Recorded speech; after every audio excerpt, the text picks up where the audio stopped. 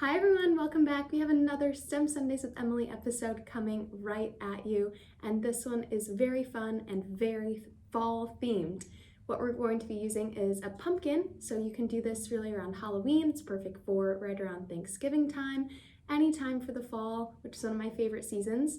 And I wanted to do a twist on one of the most thought of STEM experiments, I think, and we haven't done it yet. So I wanted to put a fall twist on it using the pumpkin today, and I think you guys should have a really fun time with this.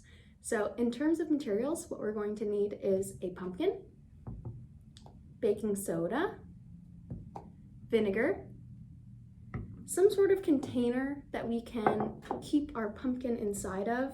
If you haven't figured it out, we're using baking soda and vinegar to make a pumpkin volcano. So we're going to want a dish or something that we can put our pumpkin inside that will keep all of the explosion and foam contained. So we don't want to do this right on our table and make it all messy. If you have some sort of, I have a baking dish here, you could use a bowl, really anything that is bigger than your pumpkin that will keep all of the volcanic explosion contained inside. Then we're going to need a spoon, some napkins, and totally optional, but better for the volume of explosion that we're going to have is some dish soap. This is really just there to make it more bubbly, frothy, really make the experiment a little bit more lively, but totally not necessary. I figured since I could find it easily for me, it might be fun to try it out. So if you can find a pumpkin, awesome. I believe you can do this with other types of vegetables, but I really thought it was cool when I saw this activity using a pumpkin. Traditionally, you build a volcano of some sort and really make the true volcanic explosion, but I thought using the pumpkin to make a fall twist on it would be really fun. So this is just a small baking pumpkin. I found it, I actually used it as a display around Halloween time in my house. And I thought, we're going to be throwing it out anyway, let's use it for our STEM Sundays episode. So what we're going to do is hopefully you can find a pumpkin, whether you have some laying around from decoration or you can find one at the store like I did.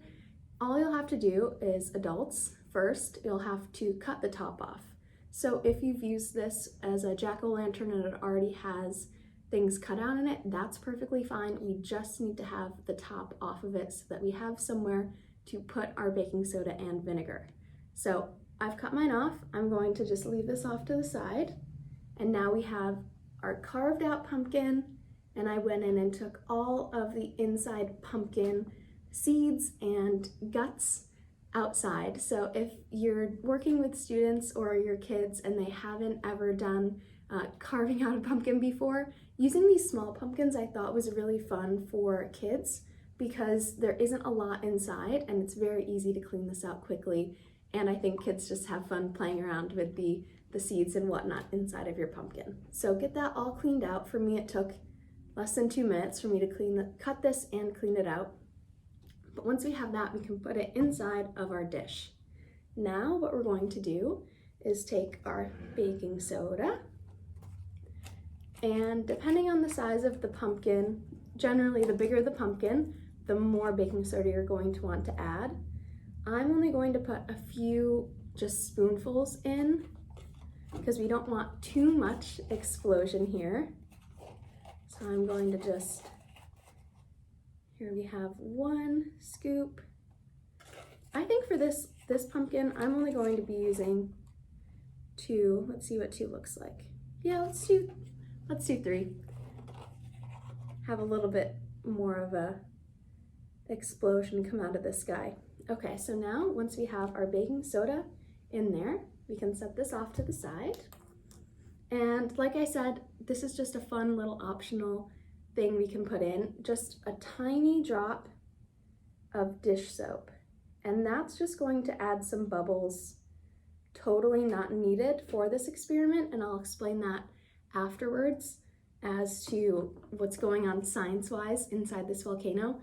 But the dish soap is just to make it even bigger and have more bubbles inside. So now that we have our, let's see if I can tip it so it doesn't spill all the way out. You can see my baking soda's in there. I just did a small drizzle of our dish soap, and now this is the fun part. So what we're going to do, I'm gonna put this a little bit further out in front of me, just in case it does go really crazy with our volcano. Take your vinegar, and you can put this into a smaller cup if you want, but I think if you have a bottle that's, easy to pour, not a giant container of it, but if you have something that's easy enough to pour straight from the bottle, that's the best way to do this. But if you do want to pour it into a smaller cup for your kids to do, perfectly fine. And this we're just going to do based on visual judgment. So we don't have a certain measurement that we're going to be using, but we're just going to watch and see. Basically, as soon as this vinegar hits the baking soda, we're going to have some fun happening right here. So what we're going to do is just pour directly into our pumpkin. Move this a little bit closer to one side. Ready? Keep your eyes peeled.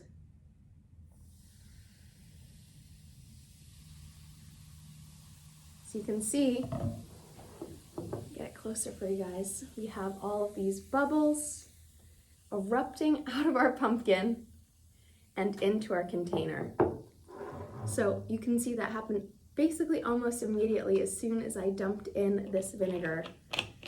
And we still have more bubbles and air coming out. You can hear it too. I'm not sure if it'll pick up on camera, but in your own experiment, listen, you can hear the bubbles coming up out of the pumpkin. And that is a sure sign that we have a chemical reaction. So this is all made possible, this pumpkin volcano, because of a chemical reaction. We have our baking soda reacting with our vinegar. And to get into the science, specifically how this is possible, our baking soda is what's called in chemistry a base, and our vinegar is what is called an acid. And then when the base and an acid combine together or mix with each other, generally a chemical reaction will occur. So in this case, when these two materials, these two items combine together, interact with one another, one of the products of the reaction that occurs is carbon dioxide.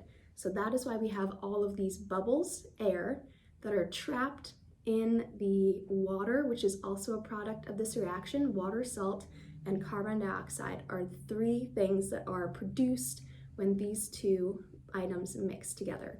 And that air, that carbon dioxide, gets trapped as it's escaping, and that's why we have the bubbles. And adding in our dish soap helps those bubbles become bigger and more abundant. So the dish soap, because it's a soap, it gets very frothy and bubbly. When we have that carbon dioxide produced, that escapes and wants to grow because we have all this vinegar coming in, and our pumpkin is pretty small, so there's not much area inside of our pumpkin where the air can go. So it starts to erupt out of the pumpkin in the form of bubbles, which really are just CO2, the main product of our chemical reaction. So again, we have our base and our acid combining in a chemical reaction to form CO2, which is just a type of air. If we're going into states of matter, a type of air that is coming up out of the pumpkin because it has nowhere else to go. So I hope you enjoyed this experiment. You can probably go ahead and add some more baking soda and vinegar and dish soap if you want to keep doing this a few more times, because it looks like now that our experiment's settled down, it would be perfect again to try again if you would like to do that. So I hope you enjoyed this fall-themed volcano experiment, one of the classics when you think of any STEM experiment. So I hope you enjoyed it and enjoyed the fall twist that we took on it. So I'll see you guys next episode for another fun STEM activity. Have a great weekend, guys. Bye.